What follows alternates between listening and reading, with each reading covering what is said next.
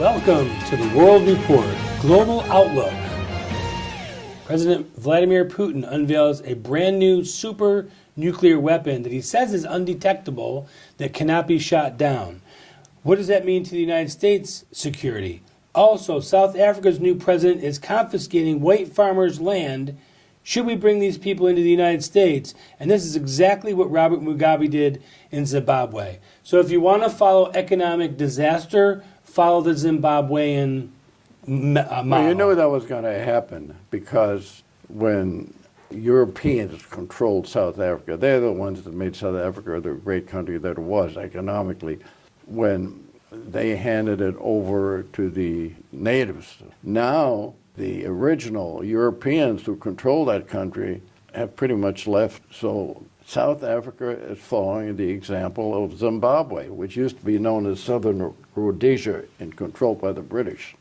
So their plan is to confiscate, not even pay you at market value. They did that in Southern Rhodesia. Confiscate the land for no compensation at all and divvy it up amongst the people. But you see here again, the liberals of this country, if it's done by the natives, it's okay. Now, I noticed that didn't come up on the Oscars when I tuned in, but that's another story. So if you're going to take away the land from people, a lot of South African farmers are wanting to come to the United States. I think that's a disaster. What do you think? Well, what you expect? They were bullied, they were pushed, they were thrown out. What other choice do they have? So now do we take in these refugees as well? Well, I don't know how many farmers are going to be moving from South Africa to the United States. I would embrace them with open arms and say, here you have an opportunity to get something done. People may criticize me for having that basic position, but don't compare Dutch, English farmers who own land that was stolen by the government. Don't compare them to the people that are coming over the border without any permission in this country. So China is now moving very strongly into becoming the world's leading superpower economically and militarily. Yes. They're becoming a presence everywhere in the world, building new islands, no question about it, moving into places that they shouldn't be. How concerned should we be with the rise, the move of China? I don't think there's a matter of being concerned. It's a natural development. You know that China has a history of business acumen going back 6,000 years. You know, if you want to go back, the Boxer Rebellion occurred in the last century. And then you had a weak government, and then you had Chiang Kai-shek, and then you had Mao Zedong. But then you had a guy by the name of Deng Xiaoping in 1980. He was put in prison by Mao Zedong, but then they let him out. And when he became the president, he started making China a business country. And today, there are more billionaires in China, you know, like the guy that built Alibaba, the great job that he's done. So they're smart enough. They control the country on the big stuff like steel, production, oil production, coal production, and so on. But when it comes to the everyday business, they're leaving those people alone and letting them make money and doing a good job. I think China is probably the smartest country in the world right now, the way they're handling themselves. Now, moving on, Russia.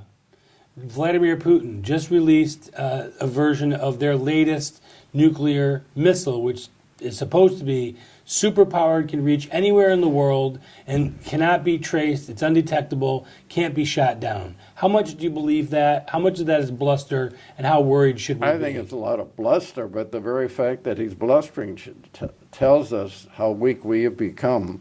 That never would have happened before.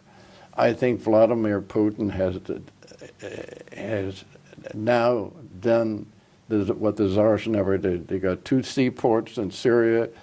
They're the ones that are controlling the Middle Syrian. East. No, they're controlling the Syrian government, and all. Yes. And Iran. Yes. To a certain extent. You are absolutely correct. I would say Vladimir Putin is probably the most powerful guy in the Middle East today.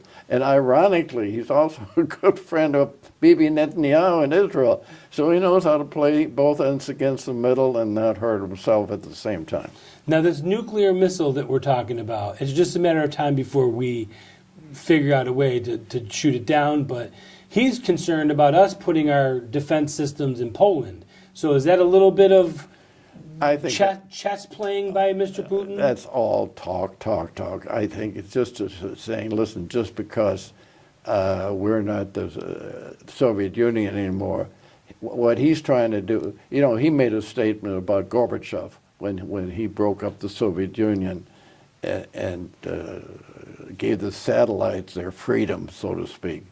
And he said, and Vladimir Putin said, the worst thing that ever happened to Russia. Yeah. And, Worst thing he's ever seen. Yeah, and I think he's a patriot for his country. I'm not a bit concerned about Vladimir Putin because I think he's a pragmatist. Yeah, he'll talk. He's the least guy to worry about in this world today because he's also a very, very realistic person. Now Kim Jong-un has decided that he wants to come to the table and he wants to talk about giving up their programs. How believable is that? I don't think he knows what he's doing. We should have done something a long time ago to put a stop to the way that they're... And so what would that have been? China has used them. Do you know that 85% of all the food that's eaten by the people in North Korea... Which is not much. Well, it comes from China. China could put a stop to that. And their overnight. energy, and their oil, and their gas. Sure. Yeah, I think we have a tendency, when I say we, those of us who think about history, which is less and less, by the way, Yeah. Forget about the fact that this balance of power in the world is very quickly changing, and that China is no longer the poor country that it was 40, 50 years ago. I'd like to thank the City of Rancho Mirage and the Rancho Mirage Library for their continued support.